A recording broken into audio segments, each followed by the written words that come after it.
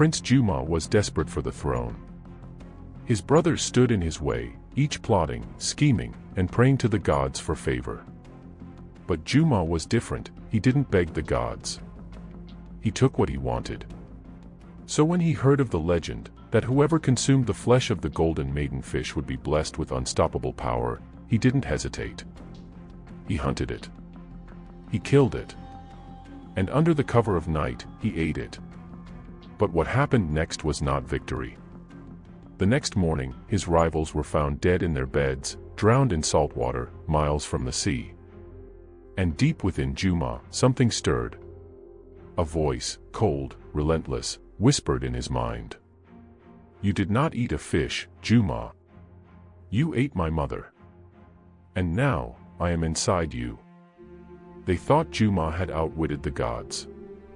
Instead, he had angered the river itself. This is the story of how a prince's hunger for power turned him into the river's cursed vessel. And how his biggest mistake became the one thing he could never escape. Before we dive deeper into this epic tale, we'd love to know where you are watching from. Tell us in the comments. And if you love high-stakes fantasy filled with mermaids, magic, love, and sacrifice, don't just watch, be part of our adventure. Like this video, share it with someone who loves powerful stories, and hit that subscribe button, because tomorrow, we've got an extra special story lined up for you, and trust me, you won't want to miss it. The kingdom of Banua was a land of warriors and wisdom, a place where the river shimmered like gold, and the forests whispered ancient secrets. Its great capital, Nsumba, was a city of towering clay walls and streets filled with merchants, drummers, and storytellers. But despite its beauty, the kingdom was in turmoil. For King Asuma, the great ruler of Banua, was dead. The people mourned in silence, their heads bowed, their hearts heavy. But grief was not the only thing that filled the air. A storm was coming. For now, 3 princes fought for the throne. Inside the grand palace, in a chamber filled with flickering torches, the 3 sons of the late king sat before the council of elders. The eldest prince, Kofi, was a man of strength. He had the body of a warrior, broad shoulders, arms thick as tree trunks, and scars from battles fought in his father's name. "I am the firstborn," he declared, his voice like rolling thunder. "It is my right to rule." Beside him sat Badu, the second-born. He was not as strong as Kofi, but his mind was sharp, his words like a well-honed blade. "The kingdom does not need brute strength alone," he said smoothly. "It needs wisdom. And I am the one who has studied the scrolls, spoken with the priests, and listened to the spirits of our ancestors." Then there was Juma, the youngest prince. Juma was neither the strongest nor the wisest, but he was the most dangerous. His skin was dark as river mud, his eyes sharp as a hawk's, and his smile, oh, his smile, was the kind that made even the boldest men uneasy. Juma leaned forward, tapping his fingers against the wooden table. "And what if the gods themselves chose a king?" he asked, his voice smooth as honey. Kofi scoffed. "And how would the gods do that?" Juma's grin widened. "You'll see." That night, as the moon hung high over the kingdom, Juma slipped away from the palace. He walked through the narrow streets of Nsumba, past the sleeping merchants and the watchful guards, until he reached the banks of the great Nzadi River. There, sitting upon a smooth stone, was an old fisherman. The man was ancient, his back bent like a bow, his hair white as river foam. He was untangling his nets, humming an old song, one that spoke of water spirits and lost souls. Juma approached, his steps silent. "You are out late, old man." The fisherman did not look up. "So are you, young prince." Juma narrowed his eyes. "How do you know who I am?" The fisherman chuckled, his fingers working swiftly through the knotted net. "I have seen many kings rise and fall, child. And I know the look of a man who seeks more than what is given to him." Juma crossed his arms. "And if I do?" The fisherman finally looked up, his cloudy eyes sharp despite his age. "Then you must do what no man has dared before. You must find the golden maiden fish." Juma's breath caught. He had heard the stories. A fish as bright as the morning sun, a fish that was neither fish nor beast. Some said it was a spirit of the water, a guardian of the deep. Others said it was a mermaid in disguise. But one thing was certain. To eat its flesh was to claim the favor of the gods. Juma leaned in. "Where can I find it?" The fisherman smiled, but there was no warmth in it. "Deep within the forbidden lagoon. But beware, young prince, there is more to this fish than you know." Juma smirked. "Let me worry about that." The forbidden lagoon was a place of legends. It lay beyond the forests of Banua, hidden beneath towering cliffs and misty waters. The villagers feared it, saying it was a place of spirits and lost souls. Juma set out alone. He stole a small wooden canoe, paddling through the dark waters, his hands steady, his heart racing. The night was silent, save for the distant call of an owl. Then, a glow. Beneath the water, something shimmered. Juma held his breath. There it was, the golden maiden fish. Its scales glowed like molten gold. Its eyes shone like stars. It was more beautiful than anything Juma had ever seen. But as he raised his spear, something strange happened. The fish turned to look at him. And in that moment, Juma felt something deep in his chest, a pull, a sorrow, a whisper. "Do not do this." The voice was not loud. It was soft, like the rustling of leaves, like the song of the river itself. But Juma was not a man to hesitate. With one swift movement, he drove his spear into the fish's side. It thrashed. It screamed. A sound that was neither fish nor human. Juma did not care. He pulled the creature into his boat, ignoring the way the waters behind him turned red. Juma did not wait. He built a fire deep in the forest, far from prying eyes. He skinned the fish, roasted its golden flesh, and ate. As he swallowed the last piece, a strange coldness filled his bones. His heart pounded. His skin tingled. He felt powerful. But then, a whisper. "You have taken what was mine." Juma froze. The voice was inside his mind. The air grew heavy. His breath felt damp. And far away, in the palace, the rooms of his brothers began to flood. The next morning, the kingdom awoke to screams. The palace guards burst into the chambers of Prince Kofi and Prince Badu. Both were dead. Their bodies lay in their beds, their skin pale, their eyes wide with terror. But the strangest thing was the water. Salt water. Their rooms were soaked, their blankets drenched, their lungs filled as if they had drowned in the ocean. But the palace was miles away from the sea. The elders whispered of a curse. The priests spoke of angry spirits. And Juma knew the truth. It was the fish. No, it was something inside the fish.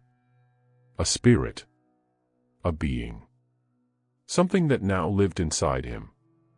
And then, the whisper came again. "You belong to me now." Juma clutched his chest. His skin felt damp. His breath smelled of the sea. He had won the throne. But at what cost? The mermaid's daughter, Tanya, had awakened inside him. And she was not done with her revenge. Juma stood in the great hall of Banua's royal palace, his arms folded as the elders and chiefs knelt before him. Outside, the sun was high, but inside, the room felt dark and cold. The people of Banua had no choice but to accept their new king. The law was clear: when all rivals fell, the last son of the great king would inherit the throne. And so, Juma was crowned. But even as the golden crown was placed upon his head, whispers filled the air. How did the princes drown in their own beds? What curse has fallen upon our kingdom?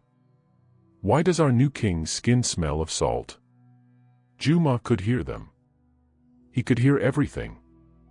The voices were loud, but not as loud as the one inside him. "Tanya, She had not spoken again since that morning, but he could feel her. A presence, a shadow, a weight in his chest. And then a cold breeze brushed against his ear, though there was no wind inside the hall. "You were the crown," the voice whispered. "But do you really rule?" Juma's hands clenched into fists. "I am in control," he told himself. But was he? 3 days after Juma's coronation, the rains came.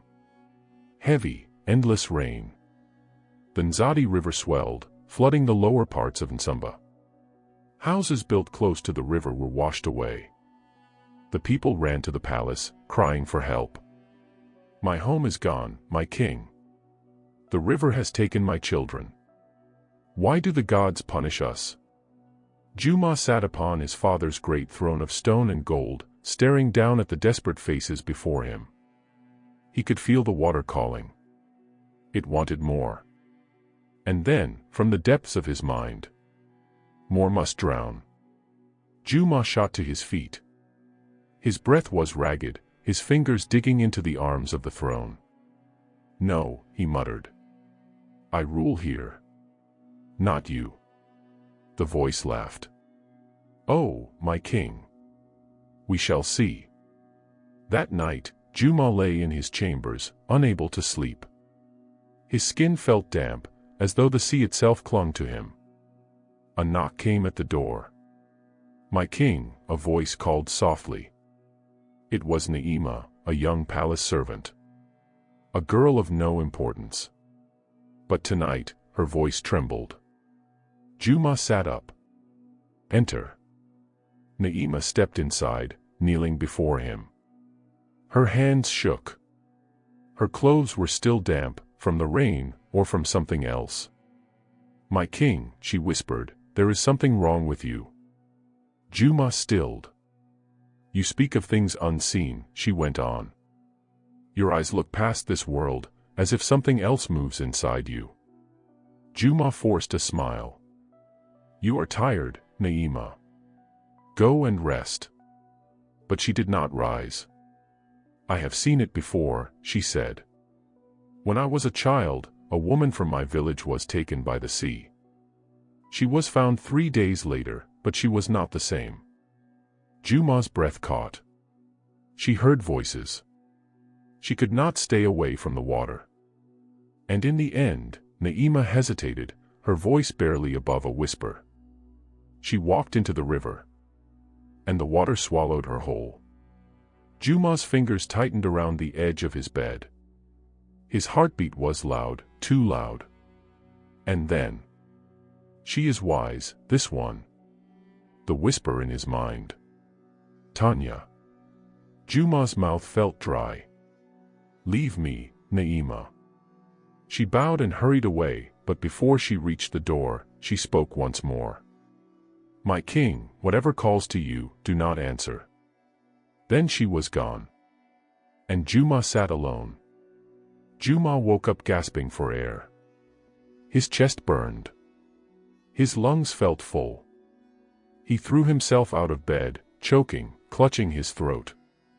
His feet splashed against the floor. The floor was wet. Juma stared. Water pooled around him, dark and glistening in the moonlight. But how? The walls of his chamber were dry. No rain had fallen inside. The water had come from him. Juma backed away, breathing heavily. No, no, no. This was not possible. Then, a reflection. He turned toward the polished bronze mirror beside his bed. And there, staring back at him, eyes that were not his own. His own eyes were dark brown. But these were silver blue, like the deep ocean. Like hers. Juma let out a shaky breath. His hands trembled. His skin was too cold. He was changing. And he did not know how to stop it. The next morning, Juma avoided his reflection. He ordered all mirrors to be removed from his chambers, claiming he no longer needed them. But he knew the truth. He did not want to see the silver blue eyes staring back at him. He sat on the great throne of Banua, watching as the palace elders and chiefs argued. The rains had not stopped. The Nzadi River had swallowed more land. Fear had taken hold of the people. "My king, we must perform a cleansing ritual," said Elder Sephu, an old man with a long white beard. "The river spirits are angry. If we do not appease them, the floods will worsen." "Yes," agreed another elder. "We must sacrifice a white goat and pour its blood into the water." Juma listened, but he did not speak. He could feel it again. The whisper. "They are fools," Tanya's voice murmured inside him. "The river does not want a goat." Juma gripped the arms of his throne. "What do you want?" he whispered under his breath. The voice laughed softly. "You know." Juma closed his eyes. A feeling washed over him. The river did not want goats. It wanted more. It wanted people. The elders performed their ritual. They led a white goat to the banks of the Nzadi River. They tied its legs, whispered sacred words, and spilled its blood into the water.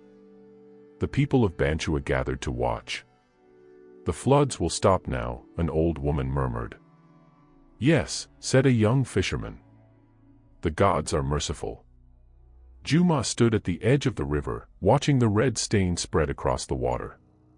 And then, a ripple. The water stirred, as if something moved beneath the surface. A voice slithered through his mind. "This is not enough." Juma's hands clenched into fists. He stepped back from the river. He could feel Tanya's hunger. But he could not, would not, give her what she wanted. He was king. He was in control. Wasn't he? That night, as the rain pounded against the palace roof, Juma sat alone in his chamber. He could not sleep. His skin still felt damp. His breath smelled of salt. Then came a knock at the door. "My king," a guard called. "A fisherman seeks an audience with you. He says it is urgent." Juma frowned. "At this hour?" "He refuses to leave," the guard said. "His name is Tund." Juma hesitated, then nodded. "Send him in." Moments later, the old fisherman stepped inside, his clothes dripping with rain. He bowed low. "My king," Tund said, his voice hoarse, "I bring a warning." Juma raised an eyebrow. "A warning?" Tund took a step closer, his wet sandals slapping against the stone floor. "The river has claimed many lives before," he said.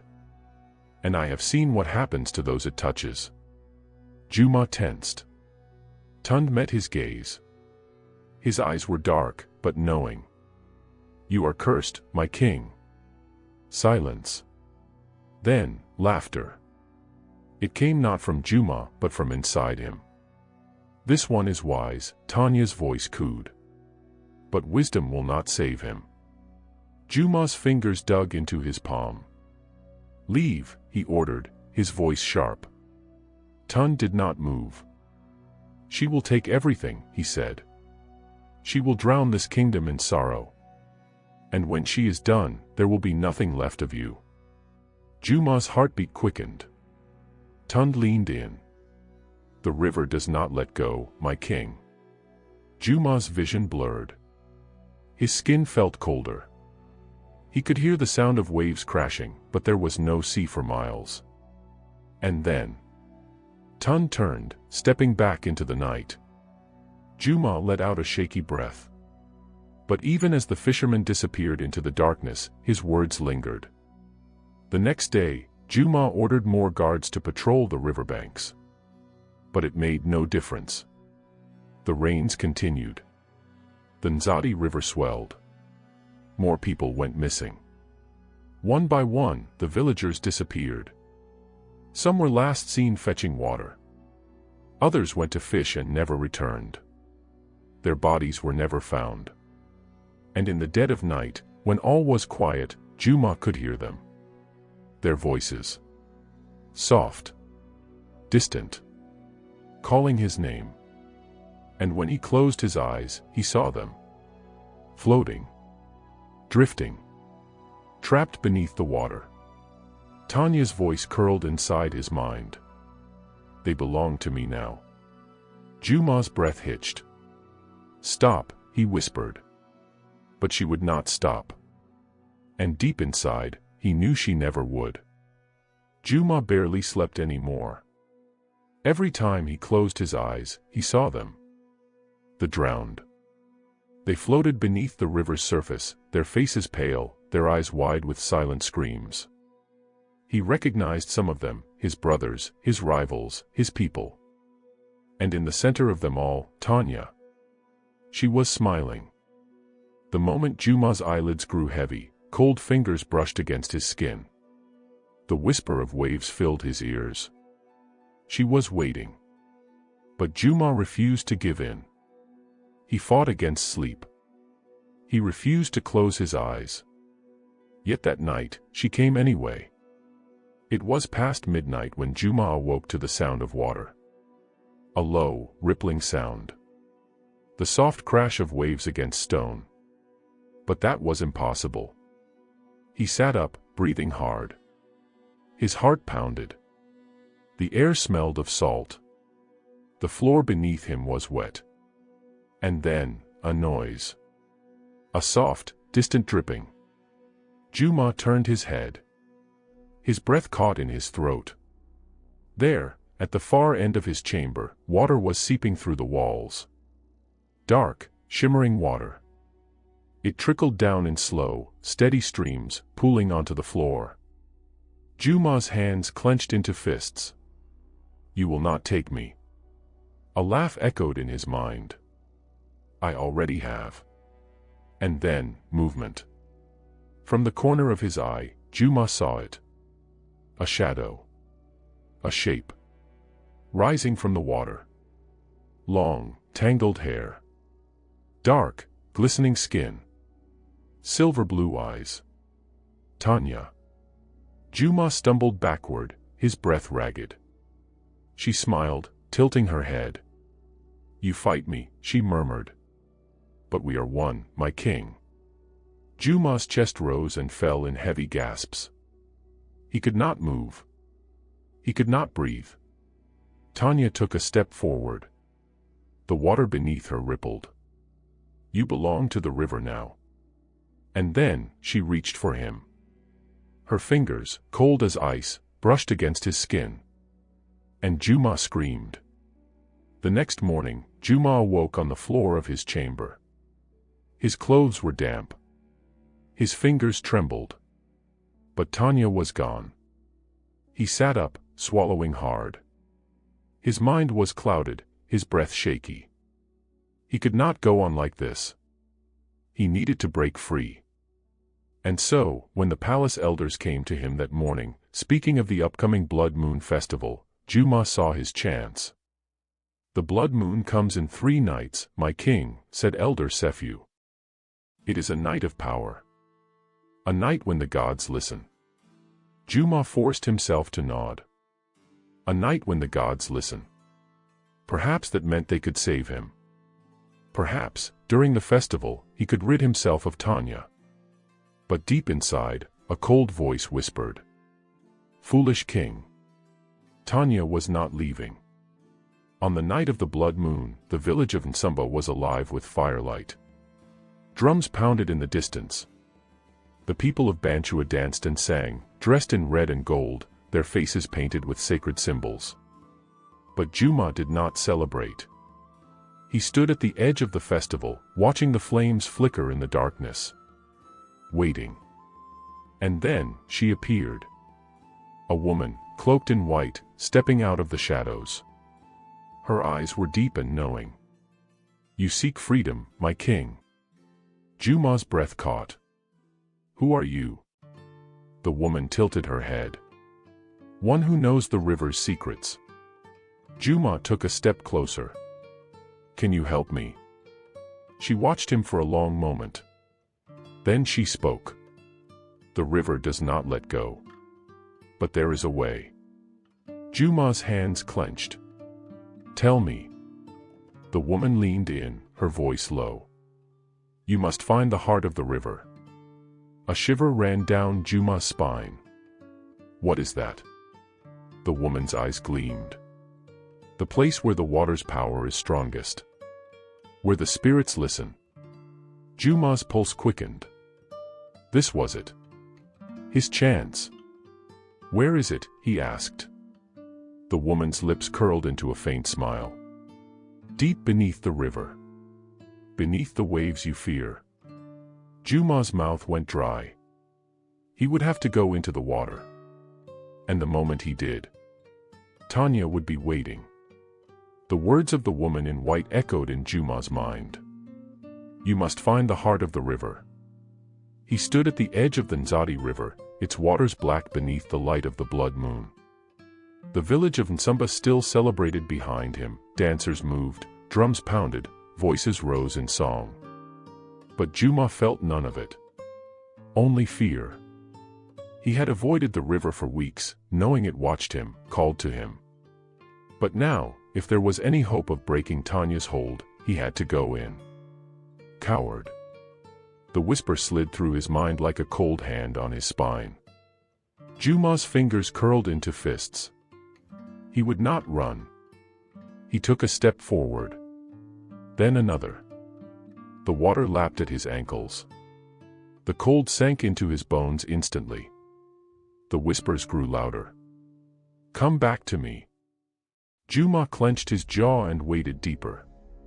The water rose to his knees. Then his waist. Then darkness. A sudden force yanked him downward. The river pulled him under. Juma's world became water. It swallowed him, filling his ears, his nose, his mouth. The river was alive. It did not let him sink. It carried him. And then, light. A glow shimmered beneath him, deep in the blackness. It pulsed like a heartbeat. The heart of the river. Juma kicked, forcing himself toward it. His lungs burned. His muscles ached. But he reached. Something grabbed his wrist. Juma's heart stopped. He turned. Tanya. Her silver blue eyes gleamed, her hair floating like seaweed around her face. You cannot leave me. Juma struggled, but her grip was iron. She pulled him deeper. You are mine. Chapter 19, The Deal. Juma's lungs screamed for air. His vision darkened. But then, he remembered the woman's words. The river does not let go. But there is a way. Juma stopped fighting. He let himself sink. Tanya's grip loosened in surprise. Juma seized his chance. He grabbed her instead. Tanya's eyes widened. What are you doing? She whispered. Juma's lips parted, his last breath escaping in a stream of bubbles. Take me to the heart, he mouthed. Tanya stilled. For a moment, there was only silence between them. Then, slowly, she smiled. The glow of the heart of the river surrounded them. Tanya pulled Juma forward, leading him deeper, deeper. The pressure built around him, but she held him steady. And then, they arrived. The heart was a massive, swirling vortex of light and shadow, pulsing with ancient power. The water trembled around it. Tanya turned to Juma. This is where the river was born. Juma's hands trembled. He could feel it. The river's soul. Its hunger. Its endless thirst. Tanya leaned in. Do you still want to be free? Juma's throat tightened. Did he? To be free meant to break the bond. To silence Tanya forever. But a part of him was no longer sure. Juma floated before the heart of the river, his chest tight, his body trembling. It was alive. It pulsed with raw, ancient power, sending ripples through the water. Everything came from this place. The river. The floods. Tanya. And now, him. Tanya's fingers traced his arm. You are part of this now. Juma clenched his jaw. No. Her silver blue eyes gleamed. Then why are you here? Juma's hands curled into fists. He had come here to break free. To rid himself of her. Hadn't he? The river had taken his brothers. It had stolen the lives of his people. And Tanya, she was the one whispering in his mind, controlling him, twisting his fate. But now, standing before the heart, he realized the truth. She was not the only one who wanted him. The river itself had chosen him. Tanya tilted her head. You have two choices, Juma. The heart of the river pulsed behind her, growing brighter, waiting. You can break the bond, she said. Return to your world as a man, no longer king, no longer blessed. No longer mine. Juma swallowed. Or, he asked. Tanya's lips curled into a slow smile. Or you can become what you were meant to be. The river trembled. Power surged through the water. Juma's breath caught in his throat. The weight of his decision pressed down on him. He had spent his life fighting for the throne. He had defeated his brothers. He had consumed the golden maiden fish, and it had led him here. To this moment. Juma stared at Tanya. Her eyes held no malice now. Only expectation. The heart of the river pulsed again. Waiting. Calling. He had to choose. Juma exhaled. How do I break the bond? Tanya's smile faded. For a moment, the water around them grew still. Then, softly, she said, You must give me back what you took. Juma's pulse pounded in his ears. He knew what she meant. Her heart. Her soul. Her life. Tanya stepped closer. If you do this, the river will release you. You will return to the surface. You will be free. Juma's hands trembled. He could end this. No more whispers in his head. No more visions of the drowned. No more salt in his lungs. But as he looked into Tanya's eyes, something inside him hesitated. Would he be free or empty? Do it, Tanya whispered. End this. Juma's fingers tightened. He raised his hand toward the heart. The power swirled around him, humming, pulsing, pulling. He could feel the bond unraveling. Tanya's presence loosening inside him. Juma took a deep breath. And then. He stopped. His entire body stiffened. Tanya's silver blue eyes widened. She knew. Juma's voice was barely a whisper. No. The river shuddered. The bond snapped back into place, stronger than before. Tanya's breath hitched. Juma. But it was too late. Juma reached for her. His fingers found hers, gripping tightly. His voice was steady. I am not leaving. Tanya's eyes filled with something unreadable. You don't understand. Juma smiled. I do. The river roared. The heart of the river pulsed, and suddenly, Juma was no longer drowning. He was breathing. Breathing the river. Power surged through him, rushing into his veins, his bones, his soul. The water no longer fought him, it embraced him. And in that moment, Juma understood. He had never been fighting against the river. He had been fighting against himself. Tanya's lips parted in awe. You accept it? Juma nodded. I do. The heart of the river glowed one last time. Then, it shattered. The light exploded outward, rippling through the water, through Juma, through Tanya. And when the glow faded, Juma was no longer the same. Juma opened his eyes.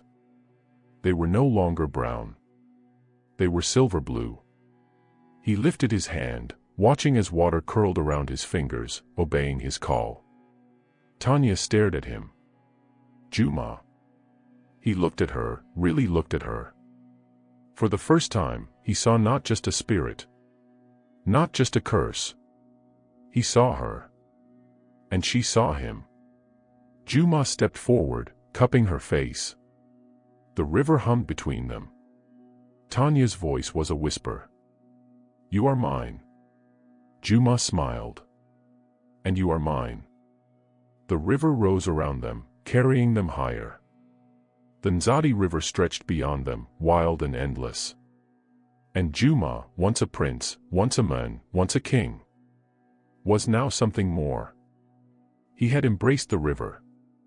And in doing so, he had become its ruler. Juma stood at the edge of the river, the water swirling around his ankles. He was different now, he could feel it in his bones. The river no longer rejected him. It obeyed him. Tanya stood beside him, her silver blue eyes watching carefully. The bond between them was no longer forced. No longer a curse. They had chosen each other. Juma turned toward the land, toward the towering city of Banua. The palace sat upon the hill, its golden rooftops gleaming under the morning sun. His kingdom. But he was not the same king who had left. And Banua would soon learn that. Tanya's fingers brushed against his. Are you ready? Juma exhaled. Ready or not, it was time. The river's chosen had returned. Juma stepped through the palace gates. The guards stiffened, their hands flying to their weapons. Servants gasped, eyes wide with fear and awe. They had thought him dead. But here he was. And he was not alone. The river shimmered on his skin, the mark of the deep now etched into his being. Tanya moved like a shadow beside him, a presence not entirely of this world. The high priest stumbled forward, his voice shaking. Why, Your Majesty? Juma lifted his hand. Water curled around his fingers, responding to his will.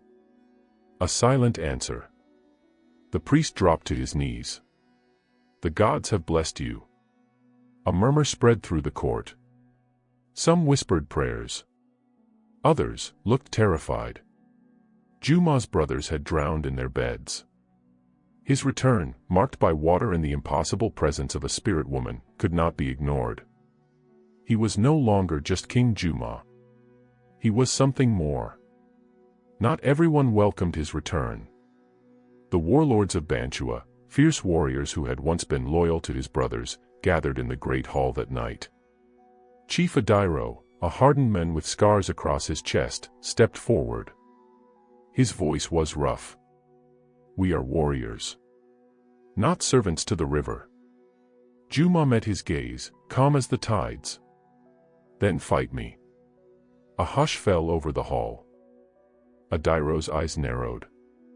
You challenge me? Juma did not blink. No.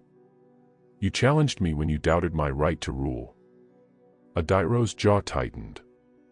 He had no choice. A king's challenge could not be ignored. The courtyard was silent. The warriors of Banua stood in a circle, torches casting flickering shadows. The night air was thick with tension. Adairo stood with his blade ready, his muscles tense. He had fought 100 battles, slain kings before. Juma stood with nothing but the river. The drums pounded. The duel began. Adairo charged, blade flashing. Juma lifted his hand.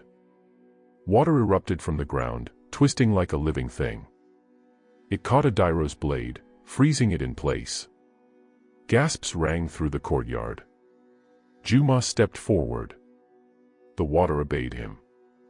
It wrapped around Adairo's wrists, his legs, pulling him down. He struggled, but the river was stronger. Adairo gasped for breath. This is not battle. This is sorcery. Juma knelt beside him. His voice was soft. This is power. The river tightened. Adairo's breath hitched. He was drowning on dry land. And then, as quickly as it had come, the water receded. Adairo collapsed, coughing. But he was alive. Juma turned to the watching warlords. "Do any of you still question my rule?" No one spoke. Juma smiled. The throne was his. Completely. That night, as Juma sat upon the golden throne of Banua, the river spoke. It was not a voice, but a feeling. A presence. The river was alive, and it whispered of things unseen. It told him of enemies still lurking in the shadows. It warned him of a greater power beyond the waters. It spoke of a debt that had not yet been paid. Juma clenched his jaw. He had won the throne. But the river was not finished with him yet. Juma stood on the royal balcony, gazing over the kingdom of Banua. The city stretched before him, bathed in moonlight, its golden rooftops gleaming. He had won. His enemies were gone. His throne was secure. The warlords now bowed to him. And yet, the river whispered. A debt remained. Tanya appeared beside him, her silver blue eyes unreadable. "You feel it, don't you?" Juma didn't answer. He didn't need to. The power he had taken, it was not given freely. Something was coming. And it was coming for him. It started as a rumor. Fishermen whispered of figures rising from the river at night. Shadows lurking beneath the waves. Then, the first body washed ashore. The royal guards brought the corpse before Juma. The man's skin was pale, his lips blue, his chest still dripping with river water, though he had drowned miles away from any shore. Juma's blood ran cold. Tanya knelt beside the body, touching the man's forehead. Her breath caught. Juma frowned. "What is it?" She lifted her gaze. This man did not die alone. The doors burst open. A second body had been found. Then a third. Then a fourth. And by dawn, they were everywhere. The people of Banua were afraid. Merchants refused to set sail. Mothers kept their children away from wells and streams. The river was no longer their friend. Juma stood before the great council, his warlords watching him carefully. Chief Adairo, still bearing the bruises from their duel, spoke first. "This is the river's curse." Juma's jaw tightened. "There is no curse." The warlord's eyes darkened. "Then why does the river kill?" Juma had no answer. Tanya stepped forward. "Because it is hungry." Silence fell. Tanya's voice was soft but firm. "The river has taken Juma as its king. But all kings must offer tribute." The council exchanged uneasy glances. Juma's heart pounded. "Tribute." Tanya met his gaze. "The river demands a life in return for the power you now wield." Juma's hands curled into fists. He had given enough. "I refuse." Tanya's expression remained calm. "Then the river will take what it is owed." And as if to prove her words true, a scream rang out in the distance. Juma and his warriors ran to the lower village. They arrived just in time to see the waters rise unnaturally high. A woman screamed, pointing to the riverbank. "It's them." Juma turned and froze. Figures stood at the edge of the river, their bodies slick with water, their eyes hollow and dark. The drowned ones. Juma's stomach twisted. They were the same men who had died. But they were standing. Waiting. For him. Tanya stepped beside him, her voice barely a whisper. "They are here to claim the debt." The drowned ones moved. And the river rose. The water crashed over the village, moving unnaturally fast. It snaked between houses, wrapping around people's legs. Pulling them in. Juma reacted without thinking. He lifted his hand, calling to the river, commanding it to stop. For a moment, the water hesitated. But then, it fought back. Juma gritted his teeth, his fingers trembling. The river was not listening. It wanted blood. Tanya grabbed his arm. Juma, if you do not pay the price, Banua will drown. Juma's heart pounded. He had to choose. Give the river what it wants, or watch his people die. The water rushed forward. And Juma made his choice. Juma raised both hands, his voice thundering. Enough. The river froze. For the first time since his return, it obeyed. The drowned ones stopped. The water trembled. Juma exhaled, turning to Tanya. What does the river want? Tanya hesitated. Then, she touched her chest. Juma's breath hitched. No. Tanya's expression was calm. A king must sacrifice his queen. Juma's world tilted. No. Tanya smiled softly. You cannot refuse forever. The river stirred. The drowned ones waited. Juma's hands shook. For the first time since he had become king, he was afraid.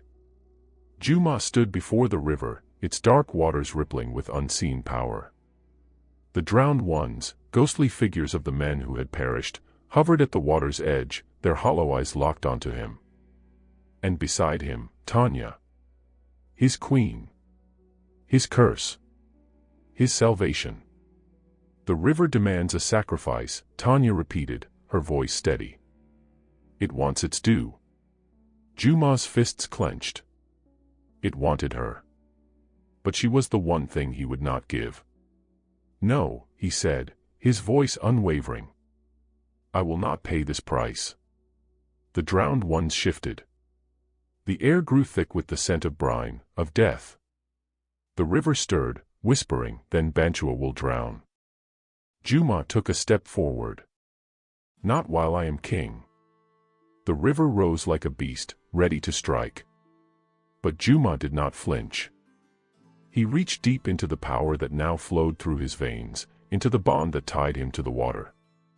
And he pushed back. A roar echoed across the land as the river bucked and trembled, resisting his command. But Juma did not let go. Tanya gasped. Juma, stop. You can't. But he could. The river fought him, but he was its chosen king. The drowned ones howled as the current reversed, sucking them back into the depths. The water shuddered, swirling in a violent dance before receding. And just like that, the river obeyed.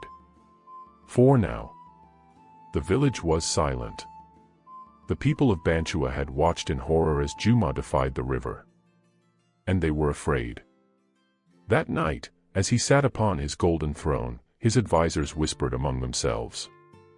The river will not forget this, said Chief Adiro, his voice laced with unease. You have angered something greater than men. Juma met his gaze. I have saved our people. Adiro shook his head. For how long? Juma clenched his jaw. He did not know.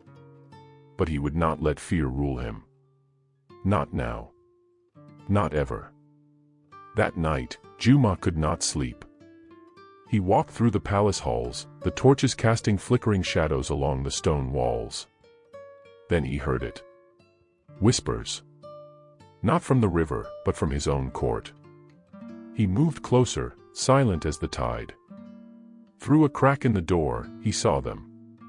His warlords. His council. Chief Adiro stood in the center, his voice low. The river will not forgive him. And when it comes for him, Banua will suffer. Another chief nodded. Then we must act first. Juma's breath stilled. Adiro's eyes gleamed. A king who angers the gods cannot be king for long. They were planning to betray him. Juma's fingers curled around the hilt of his dagger. Let them try. Dawn broke over Banua. Juma gathered his loyal guards, his heart heavy with the knowledge of betrayal. He had planned to strike first. But the river was faster. The screams began at sunrise. Juma rushed to the palace gates and froze. The streets of Banua were flooding. Not with water, but with bodies. The drowned ones were back. And this time, they did not wait. They rose from the wells, from the lakes, from the streams that fed the city. And they took women, children, warlords. They dragged them into the water, into the depths, into the debt that had not been paid. Juma's blood ran cold. This was not just a warning. This was war. Juma stood atop the palace walls, watching his people drown. Tanya appeared beside him, her voice shaking. You cannot fight the river forever. Juma's heart pounded. Then what must I do? Tanya turned to him, her silver blue eyes glowing with something ancient, something unknowable. The river chose you. But it also owns you. Juma gritted his teeth. I will not be a slave. Tanya touched his face, sadness in her touch. Then you must make a choice. Juma looked down at the streets, at his people, his kingdom, falling to the wrath of the waters. And deep in his soul, he knew. The river would never stop. Unless he made it. He turned to Tanya. What must I do? She hesitated. Then, she spoke the words that would seal his fate. You must go to the heart of the river, and claim the power that even the gods fear. Juma took a slow breath. The war for Banua had only just begun. Juma stood at the edge of the palace walls, staring down at the chaos below. His people screamed as the drowned ones dragged them into the water.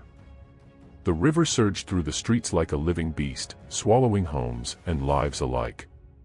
Tanya's words echoed in his mind. You must go to the heart of the river, and claim the power that even the gods fear. Juma clenched his fists. He had no choice. If he stayed, Banua would be destroyed. If he left, he might never return.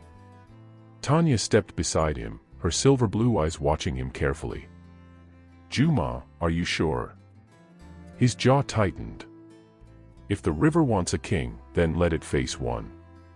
Tanya took a deep breath. Then we must leave before sunrise. Juma turned away from the carnage below and barked orders to his guards. Prepare my boat. We sail at dawn. The war for Banua had begun. The river was angry. The air smelled of salt and death as Juma and Tanya made their way to the docks. A handful of loyal guards followed, their spears clutched tightly. The people whispered as they passed. Some called Juma a savior. Others, a curse. As they reached the riverbank, a shadow moved in the darkness. Chief Adairo. He stood with a group of warriors, their swords drawn. His eyes gleamed with something close to madness. You cannot leave, Juma, Adairo said, stepping forward. The people need a leader. Not a coward running to beg the river for mercy. Juma narrowed his eyes. I am not running. Adairo chuckled darkly. No. You are walking into the jaws of death. And I will not let you return to curse this kingdom further. Juma's fingers curled around the hilt of his blade. Then you have chosen your fate. Adairo smirked. No, Juma. You have. And with a sharp whistle, his warriors attacked. Steel clashed against steel. Juma moved like a storm, his blade slicing through the night. His guards fought beside him, but they were outnumbered. Tanya raised her hands, and the river answered.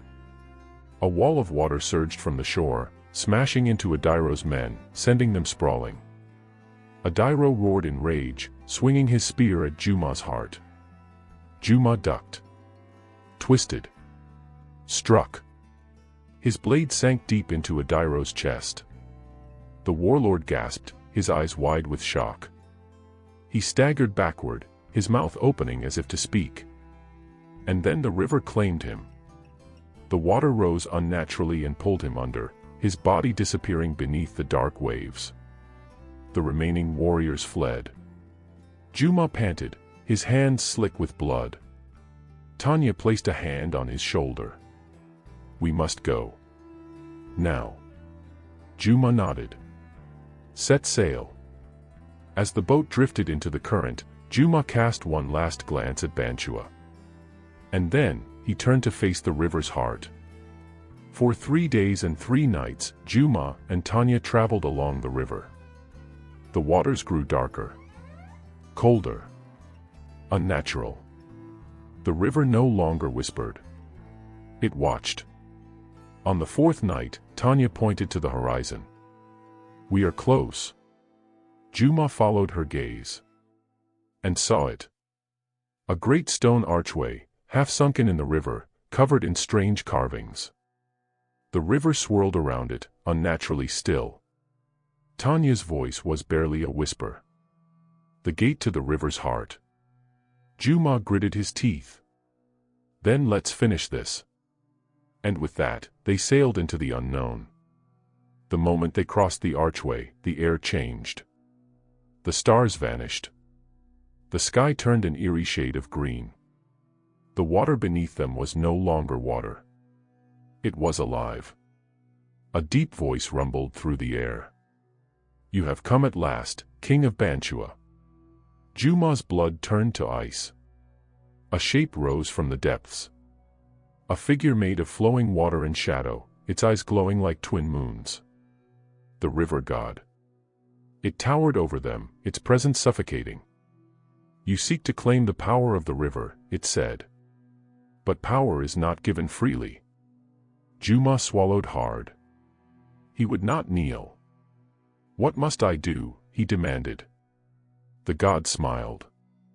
"You must survive." And with a flick of its hand, the waters exploded. Juma plunged into the depths.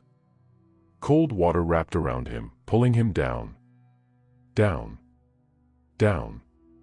Tanya's voice was distant. Fading. And then, he was alone. The river was not just water. It was a world. Juma landed on solid ground, gasping for breath. But he was no longer in his body. He was standing in a vast, endless riverbed, the sky above him swirling with storms. Before him stood 3 figures. His brothers. But they were dead. Drowned. Their eyes hollow, their hands gripping weapons made of bone. The eldest stepped forward. "You killed us, Juma." Juma's heart pounded. This was a trick. The second spoke. "And now, we will kill you." Juma drew his blade. The first trial had begun. Juma's breath came fast as he faced his dead brothers in the endless riverbed. Their skin was pale, their eyes hollow, their hands clutching blades made of bone. "We were meant to rule Banua together," his eldest brother, Madhu, said. "But you wanted the throne for yourself." Juma tightened his grip on his sword. "I did what I had to do." His second brother, Bako, bared his teeth. "And we will do what we must." Without warning, the dead attacked. Madhu lunged, his bone sword swinging toward Juma's throat. Juma barely dodged. The blade scraped his shoulder, cold as death itself. Bako struck next, his movements inhumanly fast. Juma blocked his blow, but the force sent him stumbling back. His heart pounded. This was not a normal fight. These were spirits. Shadows of vengeance. And they would not stop until he was dead. Juma fought desperately. His sword clashed against bone. The echoes rang through the endless riverbed. But his brothers did not slow. They did not tire. They did not bleed. Juma could not win this fight with strength alone. Madhu's voice echoed through the stormy sky. "You think the river will let you rule?" Bako's laughter was hollow. "The river takes what it is owed." Juma gritted his teeth. They were right. He had tried to fight the river. But he was part of it now. He had to stop resisting. He closed his eyes and reached into the water within him. The power of the river. The power of Tanya. A new weapon formed in his hands, a blade of pure, flowing water. When he opened his eyes, he saw the fear in his brothers' faces. Juma smiled. Now, the real battle could begin. Juma moved like the river, fast, fluid, unstoppable. His blade of water sliced through bone like air. Madhu fell first. His form dissolved into mist, his hollow eyes filled with shock. Bako screamed in rage, swinging wildly. Juma sidestepped. One swift strike. And Bako was gone. The storm above vanished. The riverbed shook. And a deep voice rumbled from the sky. You have passed the first trial. Juma fell to his knees, gasping. His body ached. But he was still alive. And the trial was far from over. Juma awoke in a strange place. He was back in the boat, but the river was different. It was silver. Glowing. Endless. Tanya was beside him, watching him with unreadable eyes. You survived, she said softly. Juma sat up. Was there ever a doubt? Tanya hesitated. Juma, the trials will only get harder. The river is testing you. Juma wiped sweat from his brow. Let it test me. I will not break. Tanya's gaze darkened. That is what I'm afraid of. Juma frowned. What do you mean? She touched his hand. The river does not want you to survive, Juma. Juma's jaw clenched. Then it will learn that I am not so easy to kill. Tanya looked away. She knew something he didn't. And before Juma could ask, the next trial began. The boat vanished. Juma fell. He landed in a village. But not just any village. Banua. His home. But something was wrong. It was burning. Juma's heart pounded as he ran through the streets. The people were screaming. He reached the palace and saw himself standing on the throne. But this was not him. This other Juma had eyes as dark as the river. And in his hands, he held a crown made of bones. Tanya's voice echoed in his mind. The river does not want you to survive. Juma clenched his fists. Was this the future? Or just another test? Juma stepped forward. The other Juma smiled. You took the river's power, he said. And this is what you become. Juma shook his head. No. The other Juma laughed. You think you can rule Banua and defy the river? You cannot have both. The flames grew higher. The people screamed louder. And then, a voice whispered in Juma's ear. Choose, King of Banua. Before him, two paths appeared. One led to the palace throne. The other, to the river. Tanya's words came back to him. You must choose. Juma's chest tightened. The river had not brought him here to win. It had brought him here to decide who he would become. Juma stood frozen. The palace throne, his birthright. The river's path, his destiny. The flames around him roared, but he barely heard them. The choice before him was greater than anything he had ever faced. The other Juma sat on the throne, his black eyes gleaming. You were never meant to rule, brother. His voice was cold, distant. The river owns you now. Juma's fists clenched. I am no one's puppet. The other Juma leaned forward. Then prove it. The paths remained. One would lead him to power. The throne. The other, to something else. Something unknown. Tanya's voice whispered in his mind. The river does not want you to survive. Juma's chest tightened. Did the river bring him here to destroy him? Or was this another trick? His fingers twitched toward his blade. There had to be another way. And then, he made his choice. Juma stepped away from both paths. The other Juma's eyes widened. That is not an option, he hissed. You must choose. Juma smirked. No. The flames flickered. The world trembled. The other Juma rose from the throne. You think you can deny the river, he roared. Juma's blade flashed. Watch me. The two Jumas clashed.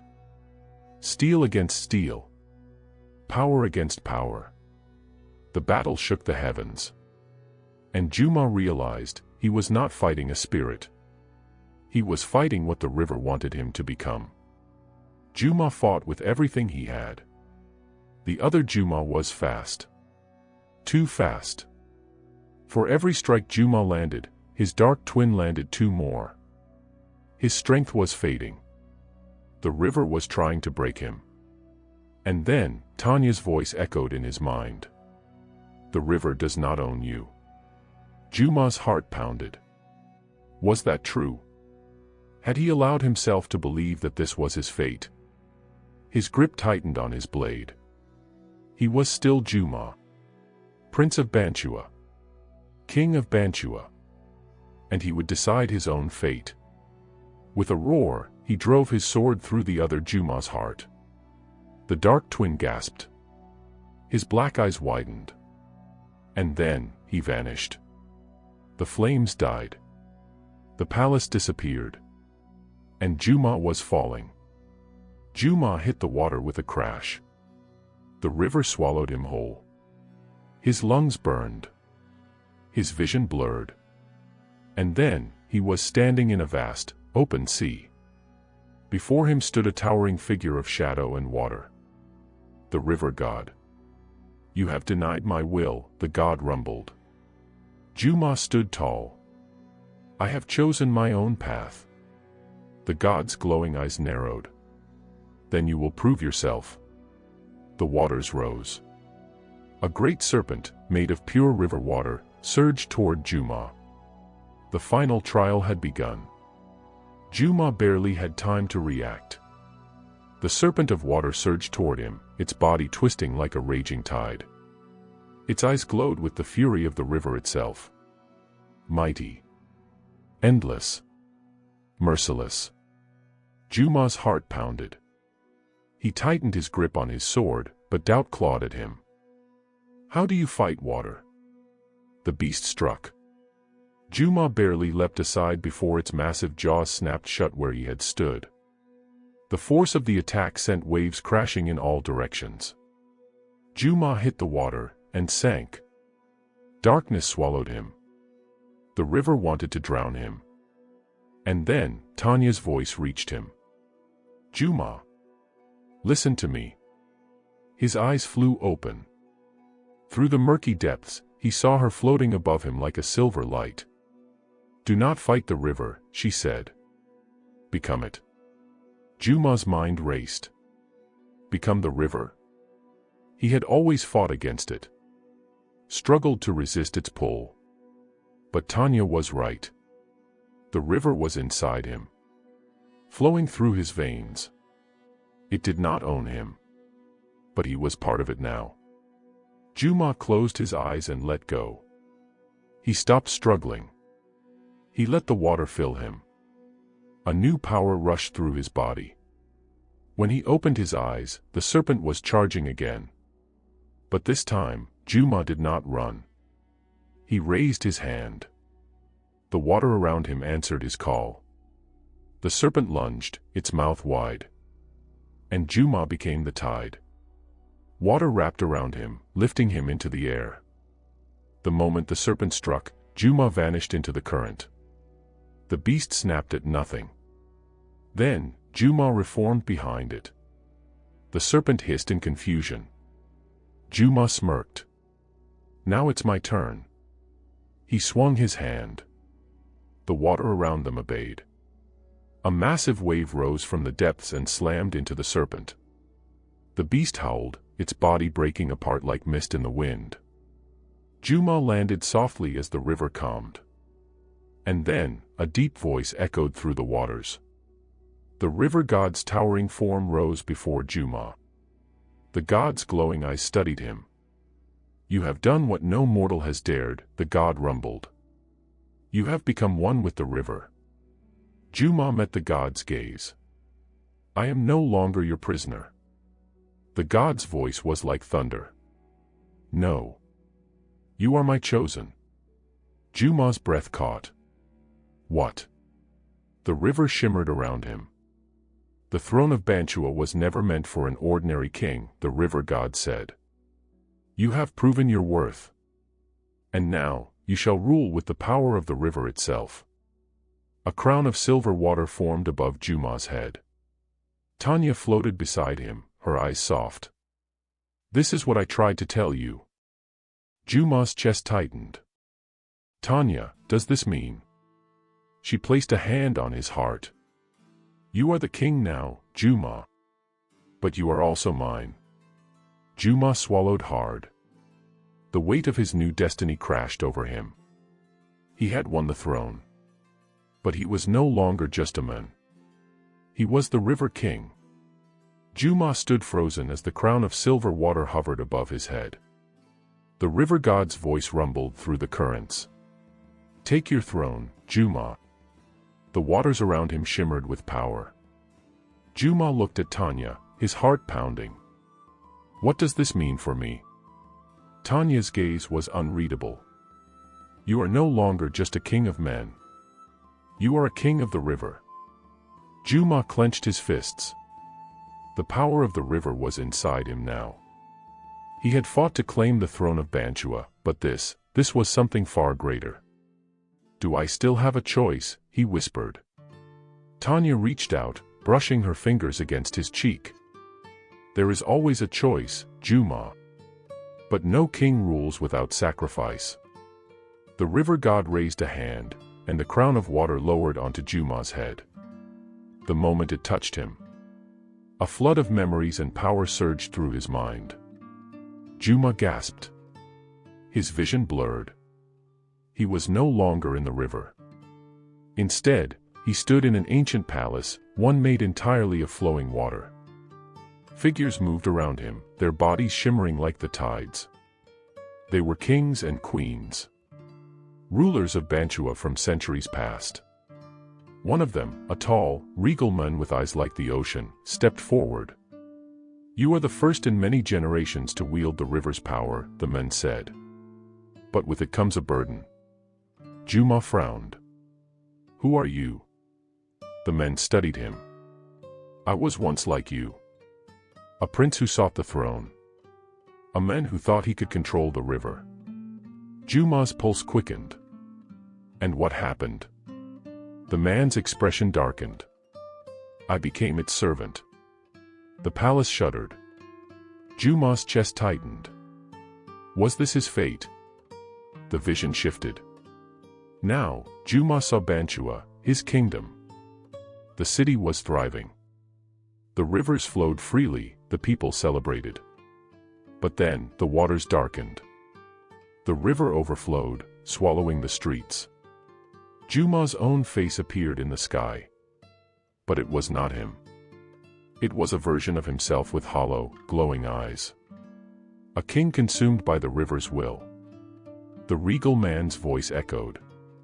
The river does not take without giving. But what it gives, it never allows to be taken back. Juma's breath caught. The vision vanished. He was back in the water, the crown still on his head. Tanya gripped his arm. "Juma, what did you see?" Juma's hands shook. "I saw what I could become." Juma turned to the river god. "What do you want from me?" The god's deep voice rumbled. "You sought power. Now you have it." Juma gritted his teeth. "I wanted to rule Banua, not become a slave to the river." The god's laughter sent ripples through the water. "You cannot separate them. Banua was born from the river. Its king must be bound to it." Juma's chest tightened. He had fought for this throne, risked everything. But had he won, or had he only traded one master for another? Tanya stepped forward. There must be another way. The god's gaze turned to her.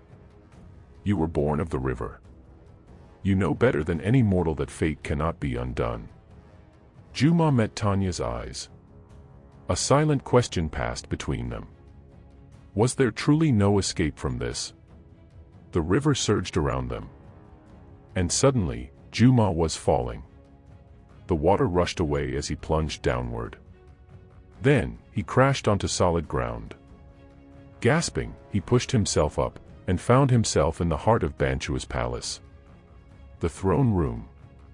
His people were gathered around, staring at him in shock. Juma's clothes were soaked. The crown of water still shimmered above his head. Whispers rippled through the crowd. The prince has returned. He disappeared into the river days ago. But look at him, he is no longer just a man. Juma slowly stood. The river's power still flowed through him. He could hear the water beneath the palace, feel the pull of the tides even from here. He was back in Banua. But he was no longer the same.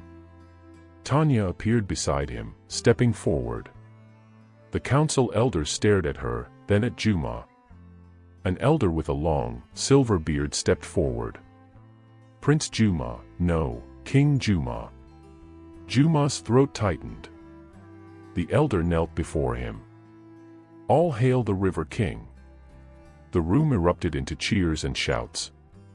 But beneath the celebration, Juma felt a deep unease. He had claimed his throne.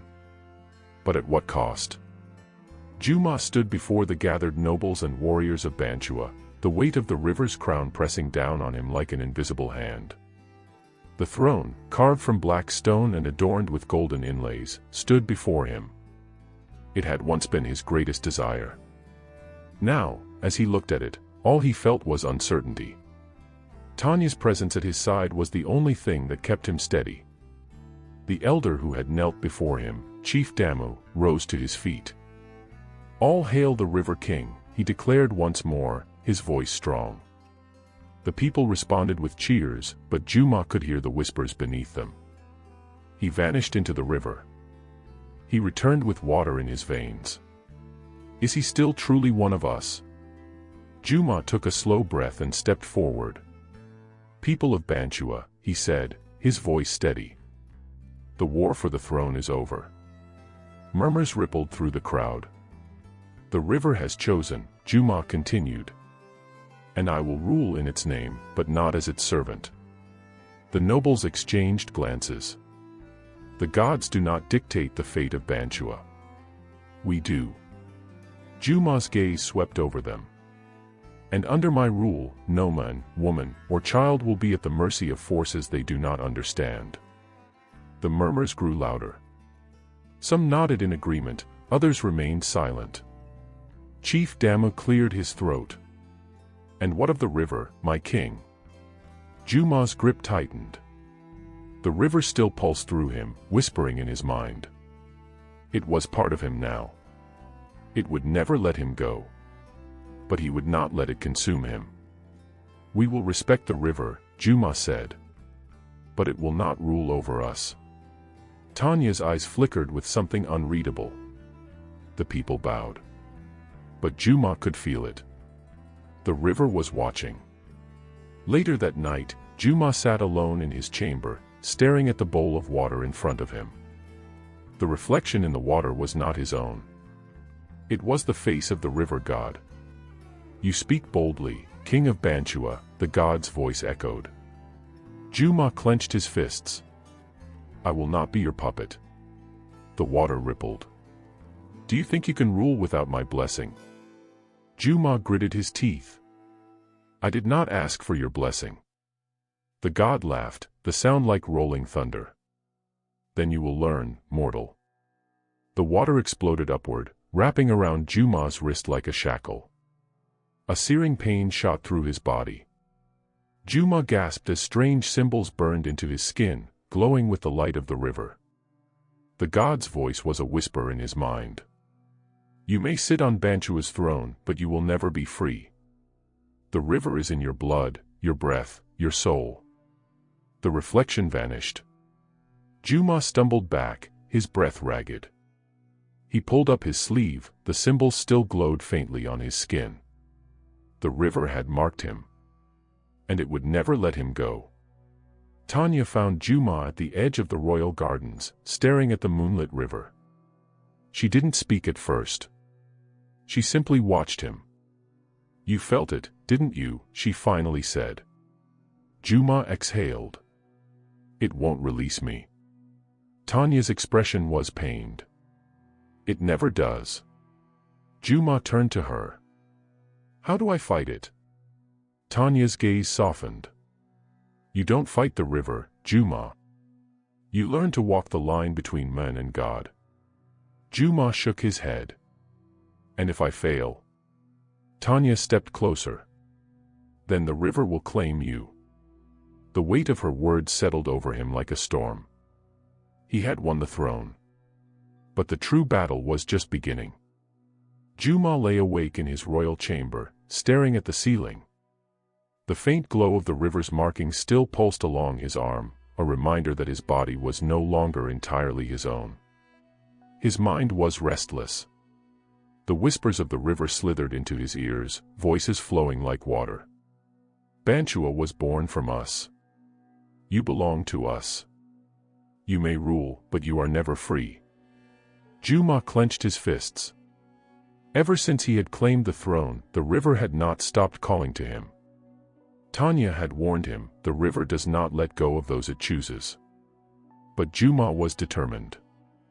He would rule Banua, not the river. And if the gods thought they could control him, they were wrong. The next morning, Juma sat at the head of the Grand Council Hall. The elders and warlords of Banua had gathered before him. The tension in the room was thick. Chief Damu, his most trusted advisor, stepped forward. My king, the people are uneasy. Juma leaned forward. Why? Damu hesitated. Because of the river. Juma's jaw tightened. Explain. The chief took a slow breath. Since your return, the waters have been different. Juma frowned. Different how? The tides rise and fall without warning. Fishermen speak of shadows in the deep. Some say the river watches them. Juma felt a chill crawl down his spine. The river was reacting to him. Superstitions, one of the younger warriors scoffed. The people need only see that our king is strong. Juma considered this. But deep down, he knew the truth. The river was alive. And it was waiting. Determined to understand his connection to the river, Juma rode to the water's edge. Tanya stood beside him, her silver hair catching the light. You feel it, don't you? She murmured. Juma's eyes locked onto the rushing current. The river pulsed beneath his feet. It's part of me now, he admitted. Tanya studied him. Then prove it. Juma raised a brow. How? Tanya took a step closer. Call it. Juma hesitated. He had never tried to control the river before. He had fought against it, feared it. But now, it was his. Closing his eyes, Juma reached out with his mind. He felt the water beneath the earth, in the air, in his blood. And then, he pulled. A deep rumble filled the air. The river rose. Water surged upward, spiraling into the sky, twisting and coiling like a living thing. The warriors behind Juma gasped. Even Tanya looked stunned. Juma's eyes widened. He had called the river. And it had answered. Juma released his grip, and the water crashed back into the river. Silence fell. The warriors exchanged uneasy glances. One of the elders took a step forward, his face pale. My king, what have you become? Juma's stomach twisted. They feared him. He had fought his brothers for the throne. He had risked everything to win. But now, his own people looked at him like he was a god. Or a monster.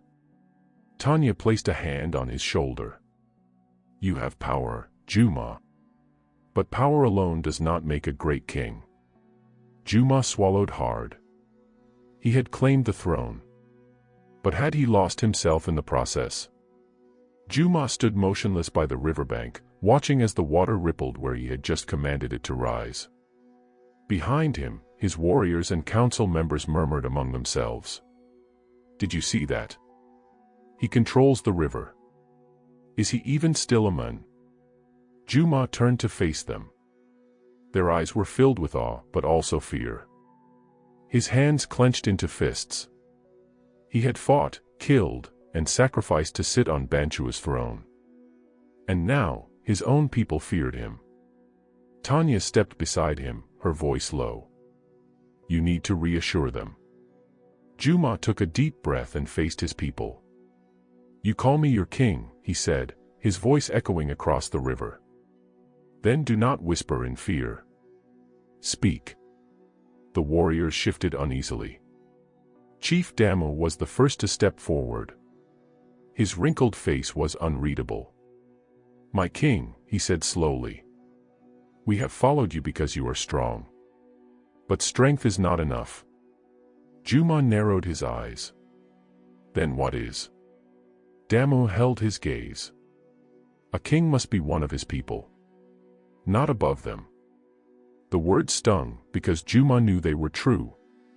He looked down at his hands, the same hands that had wielded swords, that had spilled blood, that had now commanded the river itself. Could he still be one of them? Or was he becoming something else? Determined to prove his place as king, Juma ordered a great gathering in the city square. People filled the streets, whispering as they awaited his speech. Juma stood on the high stone steps of the palace, Tanya at his side. He raised a hand, and the crowd fell silent. I have heard your fears, he said. And I will not ignore them. His voice carried over the square. I am still your king. I am still Juma, son of Banua. But the river is part of me now, just as it is part of this land. The crowd murmured. Some nodded, others frowned. A fisherman stepped forward. If you are still one of us, then prove it. Juma's pulse quickened. And how would you have me do that? An elder woman, her face lined with years of wisdom, stepped forward. The river does not serve men, my king. If you have power over it, then let the river serve your people. Juma met her gaze. A challenge. The river had taken so much from him. Could he now use it to give back? That night, Juma stood before the driest fields in Banua. For months, the land had cracked beneath the sun. Crops had withered. Families had gone hungry. Now, the entire kingdom watched. Juma closed his eyes and reached deep within himself. He felt it. The pull of the river. The weight of its power inside him. He called to it. A deep rumble shook the earth. The people gasped as the ground split open, and water burst forth from the earth. A new river flowed, winding its way through the barren fields, soaking the dry soil. The land drank deeply. And then, the first green shoots began to rise. The people fell to their knees. They had called him cursed. A god's pawn. A danger to Banua. But now, they called him a blessing. And for the first time since taking the throne, Juma saw hope in their eyes. That night, Juma stood alone by the water's edge. He had done it. He had used the river's power for good. But he knew this was only the beginning. The river whispered to him. Do you see now, my king? Juma's jaw tightened. I see that I can control you. The water laughed. You do not control me, Juma. You and I are one. This is only the beginning. Juma clenched his fists. He had proven himself to his people. But deep down, he knew, he was still proving himself to the river. and he wasn't sure if he was winning. Juma stood by the riverbank, staring into the water's dark depths. For the first time since his return, he felt at peace. The people had accepted him. The river had blessed the land. For the first time, he thought, perhaps he could rule as both man and river king. Then he saw it. The water shimmered, and a bloody hand floated to the surface. Juma's heart pounded. Another hand emerged. Then a body. A soldier of Banua. Drowned. Then another. And another. Bodies rose from the river, their lifeless eyes staring at the sky. Juma staggered back. His warriors rushed forward as the people screamed. "What is this?" Chief Dama gasped. Juma's blood turned to ice. The river had killed them. And he didn't know why. That night, the elders gathered in the royal hall. The bodies had been laid before them, 6 warriors, all drowned. All with the mark of the river burned into their skin. The same mark that pulsed on Juma's own arm. "This is no accident," one elder whispered. Another elder stepped forward. "The river chose you, my king." But did it reject them? Juma's breath was unsteady. The river had killed them. Just like it had killed his brothers. Had it acted on its own? Or, had he done this? Tanya touched his hand. "You must find out the truth." Juma nodded. He had no choice. That night, Juma returned to the river alone. He knelt at the water's edge and placed his hands in the cold stream. "I know you hear me," he whispered. The river stilled. And then, a voice rose from the depths. "You were warned, Juma." Juma's breath caught. "You thought you could rule without sacrifice."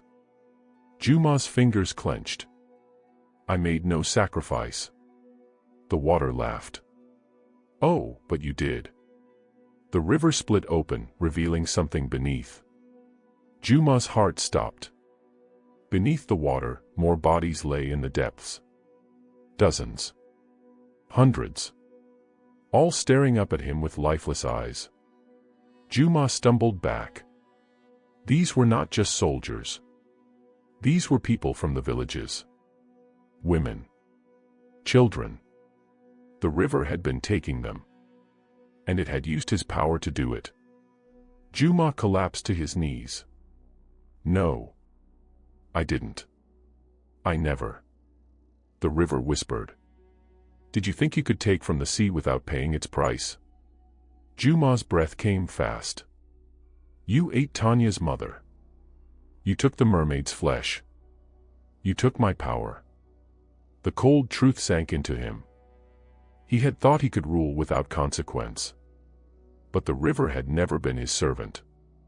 It had been feeding on him all along. Every time he had called upon its power, it had taken a life in return. And now, the debt was too great. The river had come to collect. Juma staggered backward, his mind racing. He had to undo this. He had to stop the river before it took everything. Before it took him. Juma's breath came in sharp, ragged gasps as he staggered away from the river's edge. The whispers in his mind grew louder. "You thought you could take from me without giving in return. You thought you could rule without sacrifice." The water churned violently, as if laughing at his horror. The dead bodies beneath the surface swayed with the current, their lifeless eyes locked onto him. Juma clenched his fists. "I never agreed to this." The river's voice slithered around him like a snake. "But you did. The moment you swallowed the golden maiden fish, the moment you accepted my gift, you became mine." Juma's pulse pounded in his ears. He had thought the river was his to command. But now he saw the truth, it had been controlling him all along. Every time he had used its power, it had taken a life in return. And the more power he used, the hungrier it became. The river was not just part of him. It was feeding on him. And soon, it would take everything. Juma stumbled back to the palace, his mind racing. Tanya was waiting for him in his chamber, her silver hair glinting under the torchlight. The moment she saw his face, her expression darkened. "You saw it, didn't you?" she whispered. Juma nodded, his throat tight. "The river has been taking them." Tanya swallowed hard. "I tried to warn you." Juma clenched his fists. "Why didn't you tell me everything?" Tanya sighed. "Because you wouldn't have listened." Juma exhaled sharply. She was right. He had been too blinded by his hunger for the throne, too desperate to prove himself. And now, his people were paying the price. "What do I do?" he asked. Tanya's gaze was heavy. "You know what you must do." Juma froze. The only way to stop the river's hunger was to break the bond completely. But to do that, he would have to give back what he had stolen. He would have to return the mermaid's flesh. Juma paced the chamber, his mind racing. The golden maiden fish had granted him power. It had given him the throne. But it had also cursed him. If he gave it back, he would lose everything. His power. His throne. Maybe even his life. Tanya placed a hand on his shoulder. "You don't have to do this alone." Juma met her gaze. "Then tell me, Tanya. How do I return something I've already eaten?" Tanya hesitated. Then, slowly, she whispered. "You don't return it. You become it." Juma's blood ran cold. "What?" Tanya's silver eyes gleamed in the dim light. "You took the maiden fish into your body," she said. "Now, the only way to free yourself is to become one with the river." Juma's breath caught. "You mean?" Tanya nodded. "You must offer yourself to the river." Juma's heart pounded. The river had already taken so much from him. Now, it demanded everything. The next morning, Juma stood before the gathered elders and warriors. His people had begun to sense the darkness creeping into their land. The river's hunger was growing. The waters were rising. And if he did nothing, Banua would drown. "I have wronged you," Juma said, his voice steady. "I took power that was not mine to take." Murmurs of confusion rippled through the crowd. Tanya stood beside him. "The river is demanding payment," she said. "And if it does not get what it wants, it will take all of you instead." Gasps filled the air. Chief Damu's eyes narrowed. "What must be done?" Juma's hands trembled at his sides. "I must return what was stolen." The warriors whispered among themselves. Juma took a deep breath. "I must go into the river." Silence. Then, uproar. "My king, no. You cannot. We have only just begun to rebuild." Juma raised a hand, and the voices died down. "This is the price of my throne," he said firmly. "And I will pay it." Tanya turned to him, eyes shimmering. "You don't have to do this." Juma exhaled. "Yes. I do." That evening, Juma stood once more at the riverbank. The waters churned violently, waiting. He turned to his people one last time. "You will have a new ruler," he said. "One not bound to the river's curse." He turned to Tanya. She looked on the verge of tears. "Tanya," he whispered. She shook her head. "Don't say goodbye." Juma hesitated, then pulled her into his arms. She clung to him, trembling. "I will find you again," she whispered. Juma's heart clenched. Then, with one final breath, he stepped into the water. The river pulled him in. And Juma was gone. Juma sank into the depths, his body weightless in the cold, endless dark. The river wrapped around him, pulling him deeper and deeper. His lungs burned. His vision blurred. But he did not struggle. He had accepted this fate. Then, something shifted. A golden glow pulsed in the water around him. He opened his eyes. And he saw her. A figure swam toward him, her hair flowing like silver threads, her eyes glowing like moonlight. His breath caught in his throat. It was her. The mermaid he had eaten. The golden maiden. The spirit of the fish that had given him power. She reached for him. "You have finally come," she whispered. Juma tried to speak, but the water filled his throat. She placed a hand on his chest. And suddenly, he could breathe. The water no longer choked him. His body no longer felt heavy. He looked down. His skin shimmered. Scales, golden scales, were spreading across his chest, his arms, his legs. His feet were disappearing, merging into a single powerful tail. Juma's eyes widened in horror.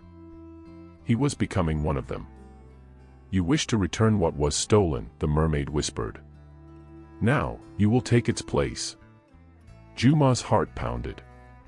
No, this wasn't the deal. The river rumbled around him. "You thought you could take without consequence. You thought power came freely." The mermaid's grip tightened. "You took the flesh of the sea. Now, you will live as one of us, forever." Juma struggled, but the transformation continued. His arms became sleeker, his fingers webbed. His lungs no longer craved air. He felt the rivers pull deep within his soul. He was no longer just a man. He was becoming something more. Or something less.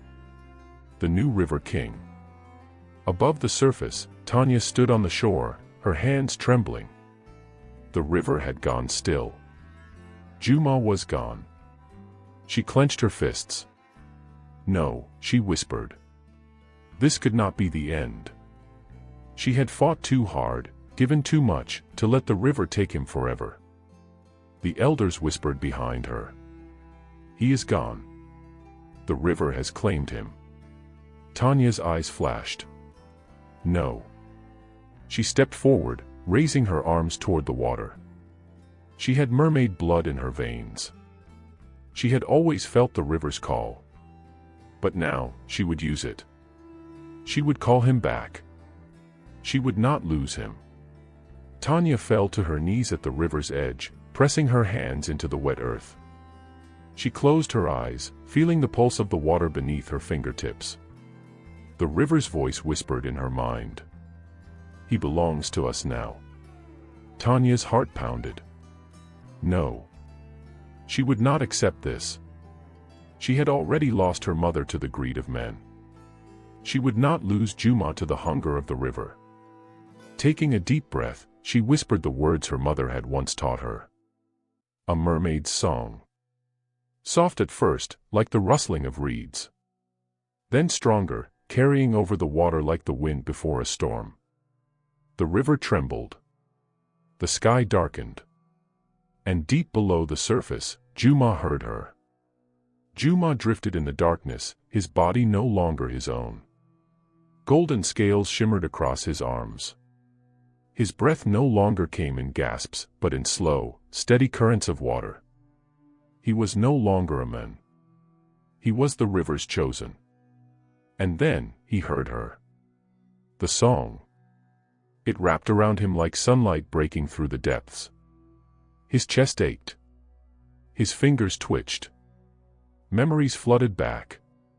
Tanya's laughter. The weight of the crown. The moment he stepped into the river, ready to give himself away. Juma, come back to me. His heart thundered. Tanya. She was calling him. And for the first time since he had sunk into the depths, he fought back. The waters around him shook. You cannot leave, the river hissed. You are bound to us now. Juma gritted his teeth, pushing upward. He felt the water pulling him back, its cold hands clutching at his body. But he was stronger.